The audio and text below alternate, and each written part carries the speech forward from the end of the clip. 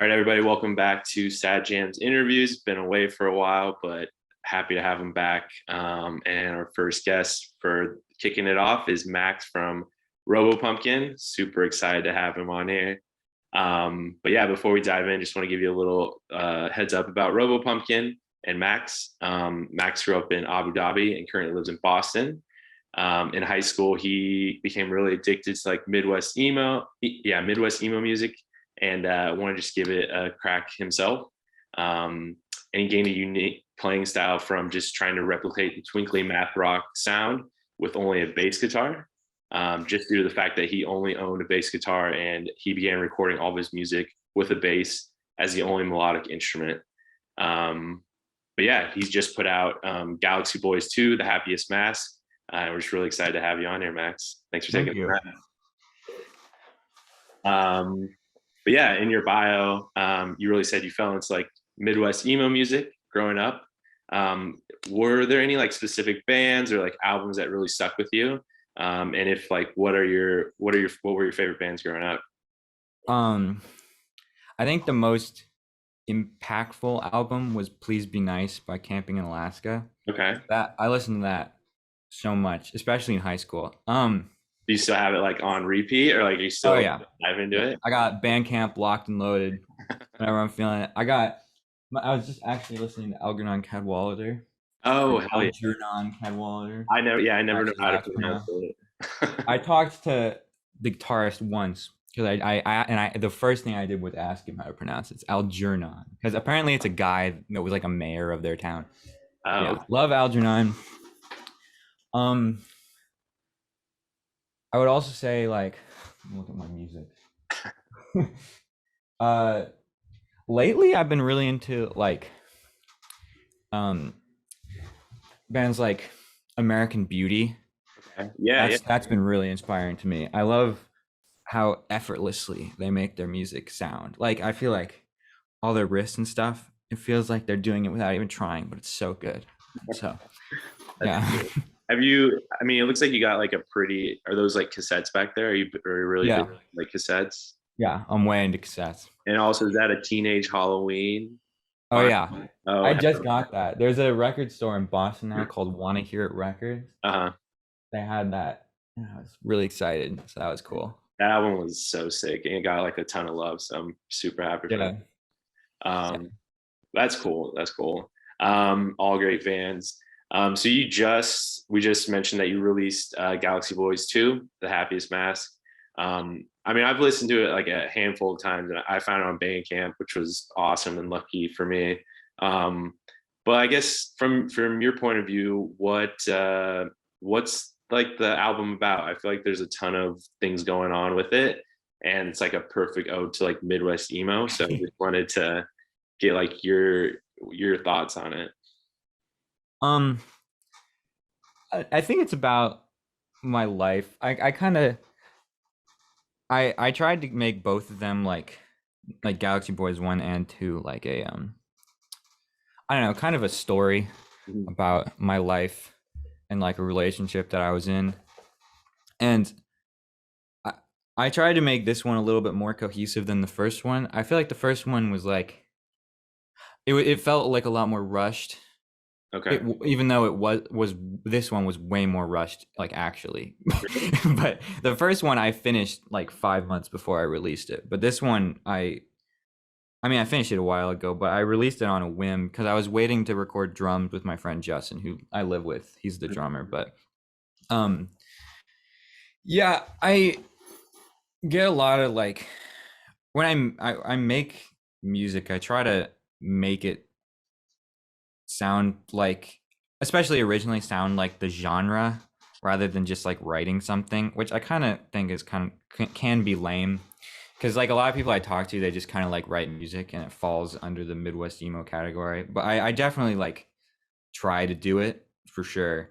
Yeah, I mean, but if that's the sound like you enjoy, like you might as well like you like if you're looking outside of like emo and stuff like that, you see like pop artists, like all their music's written to be pop, not because like they're feeling that way necessarily. So I mean, it sounds like you had I mean, from the record and from just hearing like what you just said, it sounds like you had like some feelings and like stuff that definitely relate to the genre, and you just wanted to put it to something that you enjoy. So, Yeah.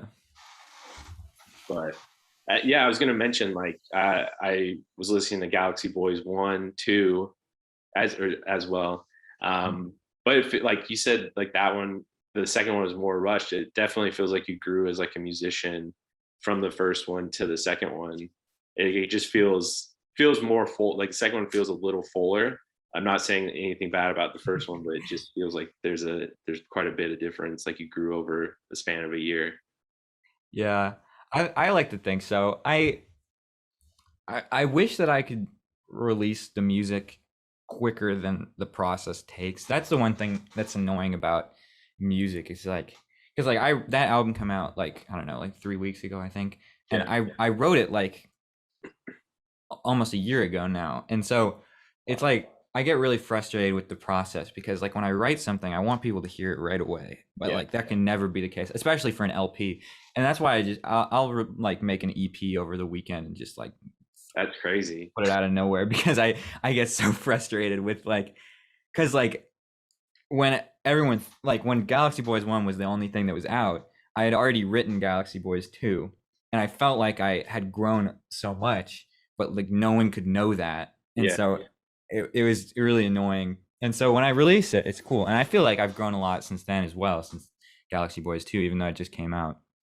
So yeah, hopefully I'm gonna do one more, and then that'll be the end of the trilogy, I think. Hopefully that'll have a lot of growth as well. And yeah. the scary thing about growth is what I feel like I was really scared of this record because I feel like it was really different, which is silly to say, but I there are a lot of bands that I've liked that will release an album that will be really disappointing, and I hate to be that guy. So that was a lot of pressure as well. I mean, like I don't know. I've listened to, as I mentioned, like I've listened to a bunch of times, but like I just think looking at like not only like the titles and of the tracks and just like what some of the songs are about. Like some of my favorites are like Your Hair. I know I mentioned that to you, like Marble Soda, Pine Trees. Like those are my favorites. But like I feel like just like the cohesiveness of like all of that, it left me like just like diving into it more, like thinking about it, like listening to what you're saying, and I feel like a lot of it's like, I mean, it's about you, obviously, in your relationship, but I feel like it's very applicable to like listeners and some of the feelings that everybody else has. But what like were some of the dates like specific to something, or were they just like? I mean, you don't have to say if it's. Yeah, yeah. I mean, I'm not gonna get too specific about Yeah, it, but they are like substantial. The the most like that like seemingly most important one, the February 26th, which is on the album cover, was the day that the Galaxy Boys 1 came out. oh, okay. That's what that is. I mean, there's more to it than that, but that's kind of the idea of that. What were some of your favorite tracks off of it? The one I'm happiest with is Winry. That one was Winry and Marble Soda were the two first ones that I wrote on that record. Um, I think that that one felt Winry felt like it encapsulated how I was feeling like when I was trying to write the whole album, because like writing a cohesive thing, I feel like all the lyrics have to be kind of coming from the same place, and Winry felt like the like all of it in one song, and so that's why I made it the final track. But yeah, so I would say Winry was the one I'm happiest with. I would also say Marble Soda probably if it wasn't like now. When I wrote Marble Soda, I was like really happy with that one. That one felt the best, but I know it's been a while since then. So now, and that was a single for a while, so people have heard that. But So yeah, yeah, I would definitely say Winry. that's so cool. So like, I mean, you mentioned that there's one more in the trilogy of Galaxy Boys, which also like I was looking at the release dates for both, and I know you said it here, but like you released two LPs in like a span of a year, which is pretty insane. Um, but like, what are your next plans with like Robo Pumpkin? Like, are you gonna tour? Are you gonna like add any members or anything like that? Or Um, well, I think that The Robo Pumpkin has been like kind of like a side project for a while. I'm in a band called Disco Witch, and we actually just released our first LP. And kind of like we kind of have this conglomerate of bands right now, and so I kind of feel we want to start touring, but it would definitely be more of an opening act for Disco Witch. Okay. I think it's gonna stay as a solo project. I just started this because we've been working on Disco Witch for years, about like since 2018, Jeez. and we just released something. And I was so frustrated. Again, I have like this frustration with people not hearing what I'm doing. Yeah. And so I was so upset because we were taking so long. So I was like, I'm just going to write my own thing and put that Yeah. out. And then, so that's where this came from. And it went a lot further than I thought it would, which was really cool. But yeah, I'm trying to play shows. I'm doing one show here in Boston soon, I think, but I don't know. I don't really have a manager. I want to try to get more into it, but I mean, I don't have any specific plans right now. In terms of Galaxy Boys 3, that's more of a thought right now. I haven't really Yeah. started anything. Because I wrote so much this year, I kind of have I'm on severe writer's block right now. I did everything I wrote I put out. So I got nothing right now. It's all right. I might have like two ideas for songs at the moment. All right. I mean, you put out so much this year, like that's only like natural. Uh, Hmm. but yeah, like just like you keep speaking about your frustration. I know with like a lot of bands that we work with, it's like I'm not a musician at all, but like I know they are feeling like they want to put stuff out like as soon as possible. And I mean, you guys put in all the work and like all the effort and everything, so I understand that. But it's also like it's great to like build it up and like get people hearing it before you release it. So, um, Yeah. but yeah, and then just to end everything, I know Sad Jams is like it's really about like discovering music or just talking about your favorite band. So I know you mentioned your other band, Disco Witch, but are there any other bands or people that we should be like looking out for or that you want to give a shout out to? Yeah. Disco Witch definitely. Again, very cool. um, I'm in a. I have another solo project, which is Wow. ridiculous. But I got annoyed. Well, I got a guitar. I bought a guitar. I don't know why I bought a guitar. This is the guitar. Guitar. Okay.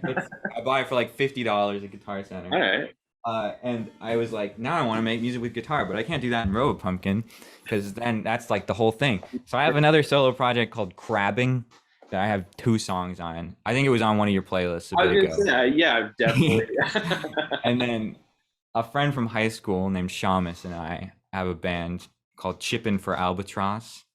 I, That's another one. I put you get to put that band on my list We're too. trying to we're struggling a lot because he still lives in Abu Dhabi. So Oh, we're wow. like overseas. So writing music's kind of hard. We kind Yeah. of just do it when we do it. We play a lot of video games together, so it's not like we're in touch quite frequently. But we just have a Google Doc going. We just do That's stuff when crazy. it happens.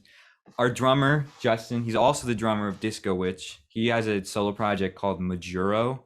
Super cool. He's coming out with an EP soon. Very cool. All right. Uh, and I'm also playing. I'm in a band for Give someone named Matilda Heckler.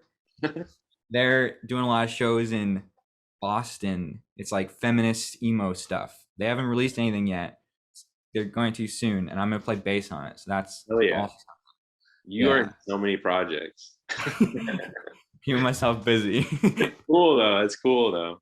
Well, yeah, I mean, that's all I got. I just wanted to, I'm glad we could hop on here and talk about it and just give some love to the projects you've been working on so far and put a lot of time into. So just appreciate the time and we'll definitely keep supporting you as you keep releasing stuff.